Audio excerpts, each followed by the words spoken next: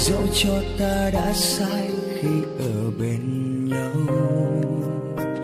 Có yêu thương nào mà không có những thương đau?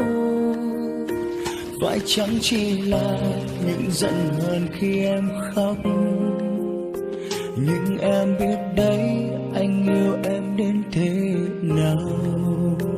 Biết em đã xa rời vòng tay anh, bước đi kiếm tìm một người sẽ tốt hơn anh.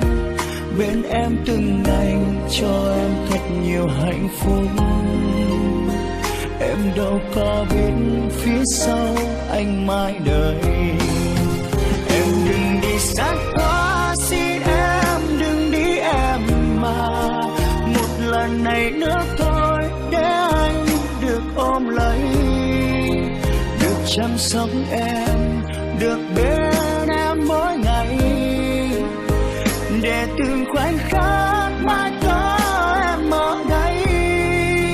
Chắc vì anh đã quá vô tâm, anh quá hững hờ, nhưng thật tâm anh vẫn yêu em, yêu nhiều lắm. Đừng đi nữa em, đừng xa anh người ơi. Hãy tin tình yêu anh, yêu mãi thôi như lúc ban đầu.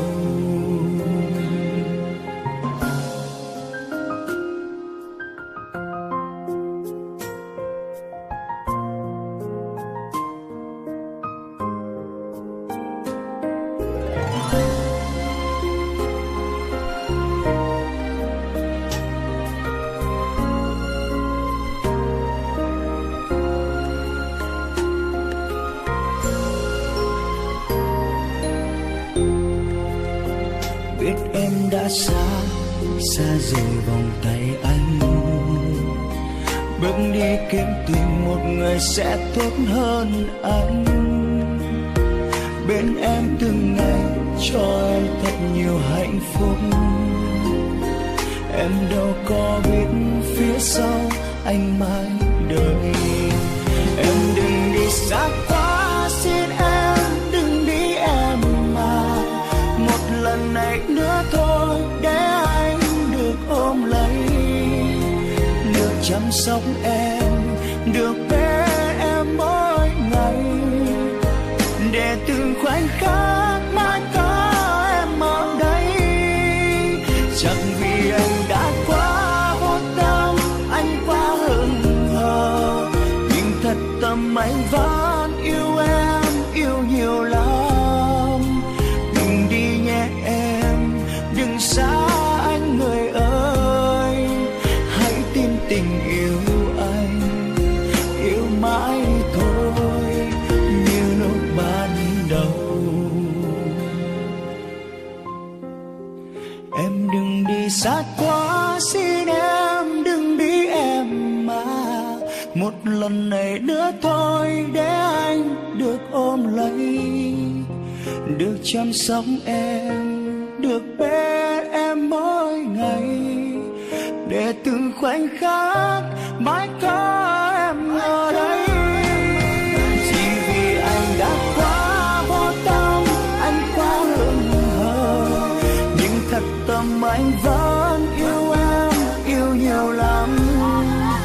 Đừng đi nữa em, đừng xa anh người ơi. Hãy tin tình yêu anh, yêu mãi thôi như lúc ban đầu.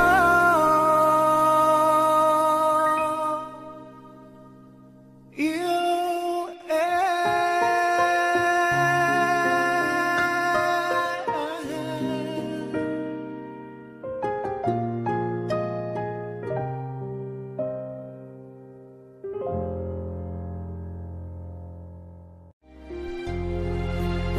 Dẫu cho ta đã sai khi ở bên nhau, có yêu thương nào mà không có những thương đau? Phải chẳng chỉ là những giận hờn khi em khóc, nhưng em biết đấy anh yêu em đến thế nào. Biết em đã xa, xa rời vòng tay anh. Bước đi kiếm tìm một người sẽ tốt hơn anh. Bên em từng ngày cho em thật nhiều hạnh phúc. Em đâu có biết phía sau anh mãi đợi. Em đừng đi xa quá, xin em đừng đi em mà. Một lần này nữa thôi để anh được ôm lấy, được chăm sóc em, được bên